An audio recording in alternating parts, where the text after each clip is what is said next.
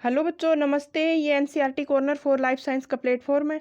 आज हम इसके ऊपर 12th एनसीईआरटी का जो चैप्टर फर्स्ट दे रखा है, sexual reproduction in flowering plant reproduction की जो यूनिट दे रखी है, उससे रिलेटेड हम 20 क्वेश्चंस की प्रैक्टिस करेंगे, जो नीट के लिए बहुत ही इंपॉर्टेंट टॉपिक है। इंपॉर्टेंट ये सारे 20 क्वेश्चंस होंगे। तो बच्चों, इसमें अगर आपको वीडियो सेशन अच्छा लगे तो प्लीज़ इसको लाइक ज़रूर करें, जिससे ज़्यादा से ज़्यादा बच्चों को मिल सके ये क्लास और उसका फ़ायदा बच्चे उठा सकें। और जो नए बच्चे चैनल से जुड़े हैं वो चैनल को प्लीज़ सब्सक्राइब जरूर करें। तो इसमें क्वेश्चन 1 इसमें बच्चों दे रखा है, which of the following statement is incorrect regarding microsporogenesis in angiosperm. इनमें से कौन सा इनकरेक्ट रिगार्डिंग ये स्टेटमेंट है जो माइक्रोस्पोरोजिनेसिस यानी जो पोलन ग्रेन बनने की प्रोसेस होती है माइक्रोस्पोर मदर सेल से एंजियोस्पर्म के अंदर, तो उसमें से इनकरेक्ट पूछा। इन ओवर ऑप्शन फर्स्ट दे रखा है, in over 60% of angiosperm pollen grains are shed at 2 cells stage. देखिए 60% एंजियोस्पर्म होते हैं ना, उसमें पोलन ग्रेन्स है वो 2 सेल्स की स्टेज में डिस्पर्स होते हैं, यानी उसमें एक वेजिटेटिव सेल होती है और एक जनरेटिव सेल होती है। ये करेक्ट स्टेटमेंट है। 1 meiosis and 2 mitosis is essential for synthesis of male gametophytes in angiosperm. तो देखो 1 मियोसिस कब होता है, जब एमएमसी से हमें माइक्रोस्पोर टेट्राड बनता है ना, तब मियोसिस का प्रोसेस होता है। माइक्रोस्पोर जो होते हैं वो हैप्लोइड होते हैं, और माइक्रोस्पोर से जब माइटोसिस होता है ना, तो उससे फिर ये बनते हैं पोलन ग्रेन्स। और पोलन ग्रेन्स क्या, 4 पोलन ग्रेन बनते हैं। तो इसमें पहला माइटोसिस हो जाएगा, और फिर पोलन ग्रेन के अंदर जो जनरेटिव सेल होती है ना बच्चों, उसके अंदर माइटोसिस होता है। तो माइटोसिस, इसके अंदर 1 मियोसिस और 2 माइटोसिस होते हैं। मेच्योर पोलन ग्रेन होते हैं, ये 2 सेल स्टेज होते हैं, ये वेजिटेटिव और जनरेटिव। तो देखो ऑप्शन फर्स्ट भी राइट है, सेकंड भी राइट है, थर्ड भी राइट है। फोर्थ दे रखा है, vegetative cell is smaller and generative cell is larger. तो देखो बच्चों, जो वेजिटेटिव सेल होती है ना वो तो लार्जर होती है, और जनरेटिव सेल होती है ना ये स्मॉलर होती है। तो ऑप्शन 4 होता है ना, ये है ना, इसमें रॉन्ग है। ऑप्शन 4 इसका राइट आंसर होगा। ऑप्शन 4 इसका राइट आंसर होगा। ऑप्शन 4 इसका राइट आंसर होगा। नेक्स्ट क्वेश्चन पे बच्चों हम चलते हैं। Next question statement based question है। इसमें स्टेटमेंट फर्स्ट हमें दे रखा है, outer layer of pollen grain is made of sporopollenin. तो देखिए स्टेटमेंट फर्स्ट है ना बच्चों, ये राइट है, राइट है, ये स्पोरोपोलिन की बनी होती है। स्टेटमेंट 2 दे रखा, germ pores help in formation of pollen tube for releasing male gametes during fertilisation. तो जर्म पोर्स होते हैं ना, ये फॉर्मेशन क्या करते हैं, पोलन ट्यूब को बनाते हैं। जर्म पोर्स, जर्म पोर्स के अंदर से जो इंटाइन होती है ना, वो पोलन ट्यूब बन के बाहर निकलती है। जर्म पोर किस में पाए जाते हैं, outer layer of pollen grain. जो स्पोरोपोलिन जहाँ पे एब्सेंट होता है ना, वहाँ पे जर्म पोर्स पाए जाते हैं। तो ये क्या करते हैं, ये मेल गेमेट्स को रिलीज करते हैं फर्टिलाइजेशन के टाइम। तो स्टेटमेंट फर्स्ट भी correct explanation, sorry, statement first भी राइट है और स्टेटमेंट 2 भी राइट है। जब दोनों स्टेटमेंट राइट होते हैं ना, और ये दोनों अलग अलग स्टेटमेंट हैं, ये स्पोरोपोलिन की बनी होती है और जर्मपोर का फंक्शन बता रखा है, दोनों अलग होने, तो हम ऑप्शन नंबर 2 हम इसमें चूज करेंगे, जिसमें स्टेटमेंट दोनों करेक्ट होते हैं लेकिन करेक्ट एक्सप्लेनेशन नहीं होता। नेक्स्ट क्वेश्चन है बच्चों, chronic respiratory disease asthma bronchitis cause to. Chronic जो रेस्पिरेटरी डिजीज होती है ना, वो क्या होती है, एक एलर्जिक डिजीज होती है। एलर्जिक का प्रोसेस होता है, पोलन ग्रेन से एलर्जी होती है, और ये क्रोनिक डिजीज होती हैं। तो किससे होती हैं, पार्थेनियम, कैरेट ग्रास, वाटर हाइंथिस और बोथ फर्स्ट एंड सेकंड। तो देखो बच्चों, पार्थेनियम से और कैरेट ग्रास से होती है। तो ऑप्शन नंबर 4 इसमें राइट होगा, बोथ फर्स्ट एंड सेकंड इसका आंसर हो जाएगा। नेक्स्ट क्वेश्चन बच्चों दे रखा है, विच ऑफ द फॉलोइंग है more than a single ovule in ovary. इनमें से कौन सा है जो सिंगल ओव्यूल पाया जाता है ओवरी के अंदर, व्हीट, मैंगो, पैडी और पपाया। तो देखो व्हीट, मैंगो और पैडी के अंदर तो सिंगल ओव्यूल पाया जाता है, लेकिन सिंगल ओव्यूल से ज्यादा किस में पाया जाता है, सिंगल ओव्यूल से ज्यादा किस में पाया जाता है, तो सिंगल ओव्यूल से ज्यादा पाया जाएगा बच्चों पपाया के अंदर पाया जाएगा। पपाया के अंदर पाया जाएगा। एक से ज्यादा ओव्यूल किस में पाए जाएंगे, ओवरी में पपाया के अंदर पाए जाएंगे, यानी पपीता जो होता है ना, पपीता का प्लांट, उसके अंदर पाए जाएंगे बच्चों। नेक्स्ट क्वेश्चन बच्चों इसमें दिया है, when stigma is not recognized to pollen this genetic term is called। जब स्टिग्मा होती है उसके पोलन को नहीं पहचानती है, तो ये जेनेटिक टर्म क्या कहलाती है।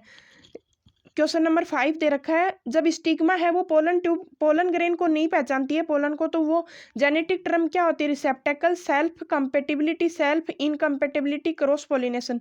तो बच्चों राइट आंसर होगा ना, वो होगा सेल्फ इनकम्पेटिबिलिटी। सेल्फ इनकम्पेटिबिलिटी में क्या होता है कि स्टिग्मा होती है ना, वो सिर्फ अपने ही पोलन ग्रेन को पहचानती है। अपनी पोलन ग्रेन को पहचानती है बच्चों। तो उसमें राइट आंसर होगा ना बच्चों, वो होगा सेल्फ इनकम्पेटिबिलिटी। आंसर होगा सेल्फ इनकम्पेटिबिलिटी, 5 का आंसर होगा सेल्फ इनकम। नेक्स्ट क्वेश्चन है, which of the following statement is incorrect regarding endosperm. Endosperm के रिगार्डिंग में इनकरेक्ट स्टेटमेंट पूछा। तो endosperm completely consumed by embryo in beans before seed maturation. तो देखो इसमें नॉन एंडोस्पर्मिक सीड पाया जाता है। पी के अंदर क्या पाया जाता है, नॉन एंडोस्पर्मिक सीड, ऐसा सीड जो कंज्यूम हो जाता है कंप्लीटली एम्ब्रियो फॉर्मेशन में। तो ये राइट स्टेटमेंट है। Persistent endosperm found in castor and coconut. Persistent endosperm यानी कंप्लीटली कंज्यूम नहीं होता, ये किस में पाया जाएगा, कैस्टर और कोकोनट के अंदर। और cereals have persistent endosperm, cereals में भी परसिस्टेंट एंडोस्पर्म पाया जाता है, यानी इसके अंदर कंज्यूम नहीं होता है। नेक्स्ट क्वेश्चन है, persistent endosperm in seed represents the non endospermic seed. तो देखो राइट आंसर हो जाएगा ऑप्शन नंबर 4, इसमें इनकरेक्ट है। जो परसिस्टेंट एंडोस्पर्म होता है ना, ये एंडोस्पर्मिक सीड को रिप्रेजेंट करता है, नॉन एंडोस्पर्मिक को नहीं करता। ऑप्शन नंबर 4 इसका राइट आंसर हो जाएगा। नेक्स्ट क्वेश्चन बच्चों दिया, फाइंड द इनकरेक्ट मैच। इनमें से इनकरेक्ट मैच पूछा है, false fruit, parthenocarpic fruit, ovary wall, polyembryony, Asteraceae. तो बच्चों इसमें इनकरेक्ट मैच पूछा है हमें, तो false fruit, parthenocarpic fruit, ovary wall और पॉलीएम्ब्रियोनी। तो देखो फाल्स फ्रूट कैस्यू होता है, एप्पल कैस्यू होते हैं, फाल्स फ्रूट होते हैं, यानी ये अलग से बनते हैं, जैसे थैलेमस वगैरह का पार्ट होता है ना फ्रूट का, उससे बनते हैं। पार्थेनोकार्पिक फ्रूट क्या होते हैं, यानी ये बगैर फर्टिलाइजेशन के फ्रूट बनते हैं। तो ये बनाना का सही है, कैश्यू भी सही है, बनाना भी सही है। ओवरीवाल होती है, पेरिकार्प होती है, ये भी राइट है। पोलियम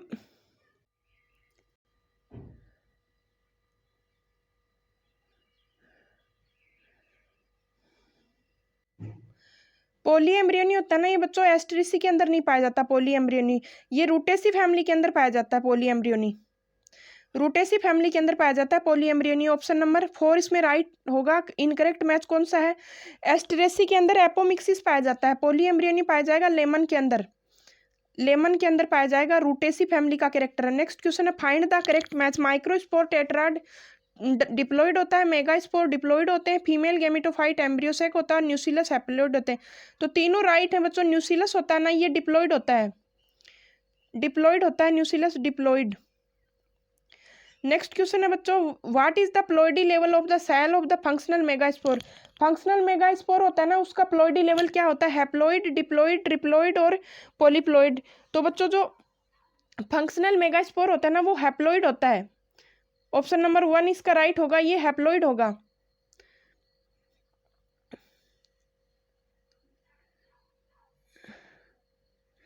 नेक्स्ट क्वेश्चन है, find the incorrect match. Xenogamy, geitonogamy, autogamy और चैजमोगेमस फ्लावर। तो pollen transfer on different plant xenogamy होता है, जिटोनोगेमी होता है pollen transfer between different flowers of same plant, same plant के दो फ्लावर्स के बीच में जिटोनोगेमी पाई जाती है। ऑटोगेमी पाई जाती है, पोलिनेशन होता है सेम फ्लावर के अंदर। चेजमोगेमस जो फ्लावर होते हैं ना, डू नॉट ओपन एट, तो क्लिस्टोगेमस फ्लावर नहीं खुलते, चेजमोगेमस फ्लावर्स तो खुल जाते हैं लेकिन क्लिस्टोगेमस फ्लावर्स नहीं खुलते।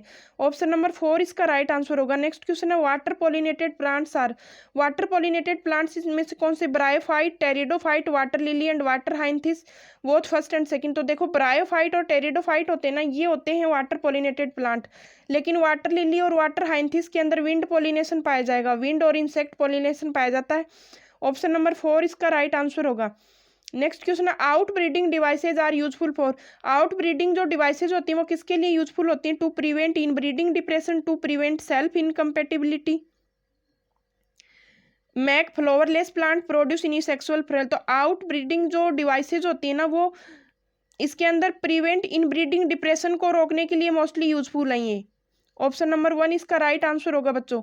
नेक्स्ट क्वेश्चन है, intine of pollen made up of. Intine होती है ना पोलन की, वो किसकी बनी होती है, cellulose, pectin, pectocellulose, all of these. तो बच्चों ऑल ऑफ दीज होती है, सेलुलोज, पैक्टिन और सेलुलोज, पेक्टोसेलुलोज सभी की बनी होती है। नेक्स्ट क्वेश्चन है, which part is situated at the opposite of micropylar end. Micropylar end होता है ना, उसके अपोजिट में कौन सा पार्ट होता है ओव्यूल के अंदर, तो उसमें बच्चों हाइलम, फ्यूनिकल, चैलेजा और न्यूसिलस। तो बच्चों चैलेजा होता है, ये माइक्रोपाइलर एंड होता है ना, जैसे ऐसे ऐसे बना होता है, तो इसके जो यहाँ पे पोर्शन प्रेजेंट होगा ना, उसको चैलेजा बोला जाता है। नेक्स्ट क्वेश्चन है what is the ploidy level of primary endosperm nucleus cell. Primary जो न्यूक्लियस जो सेल होती है ना, उसका प्लॉइडी लेवल कितना होता है? डिप्लॉइड, हैप्लॉइड, ट्रिप्लॉइड और टेट्राप्लॉइड। तो बच्चों राइट आंसर होगा ये ट्रिप्लॉइड होती है। नेक्स्ट क्वेश्चन है megaspore mother cell found in which region of the ovule.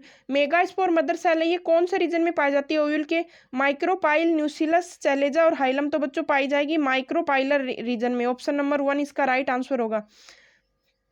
Next question है process of seed formation without fertilisation is called. Seed formation की जो प्रोसेस है ना विदाउट फर्टिलाइजेशन के, वो क्या कहलाती है? Apomixis, apogamy, parthenocarpy, parthenogenesis. तो बच्चों राइट आंसर होगा एपोमिक्सिस। जब सीड्स हैं वो बिना फर्टिलाइजेशन के बनते हैं तो वो प्रोसेस होती है एपोमिक्सिस। एस्टरेसी और ग्रासेज के अंदर पाया जाता है। एस्टरेसी और ग्रासेज के अंदर पाया जाएगा मोस्टली एपोमिक्सिस का प्रोसेस। नेक्स्ट क्वेश्चन है फाइंड द इनकरेक्ट मैच। इनमें से इनकरेक्ट मैच पूछो। ओवरी फ्रूट में चेंज हो जाती है, ओव्यूल सीड में, इंटेगुमेंट है वो पेरिकार्प में, और हाइलम है वो स्कार में। तो देखो बच्चों राइट आंसर होगा इनकरेक्ट इसमें है इंटेगुमेंट होता है वो सीड कोट में चेंज होता है, सीड कोट में बदलता है ये। राइट आंसर होगा ऑप्शन नंबर 3। नेक्स्ट क्वेश्चन है बच्चों how many nucleus participate in double fertilisation. कितने न्यूक्लियस डबल फर्टिलाइजेशन में पार्टिसिपेट करते हैं? तो ऑप्शन 2, 3, 4, 5। तो ऑप्शन नंबर होगा 5 न्यूक्लियस होते हैं ना, ये 5 करते हैं पार्टिसिपेट डबल फर्टिलाइजेशन में। नेक्स्ट क्वेश्चन है a haploid cell forms embryo sac by mitosis. एक हैप्लॉइड सेल होती है जो एम्ब्रियो सैक के अंदर वो माइटोसिस करती है। उसमें megaspore mother cell, microspore mother cell, functional megaspore और नॉन फंक्शनल। तो फंक्शनल जो मेगा स्पोर होता है ना बच्चों, उसके अंदर माइटोसिस का प्रोसेस होता है।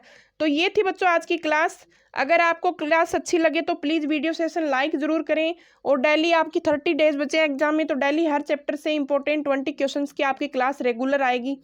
तो प्लीज़ सेशन को लाइक ज़रूर करें। Thank you.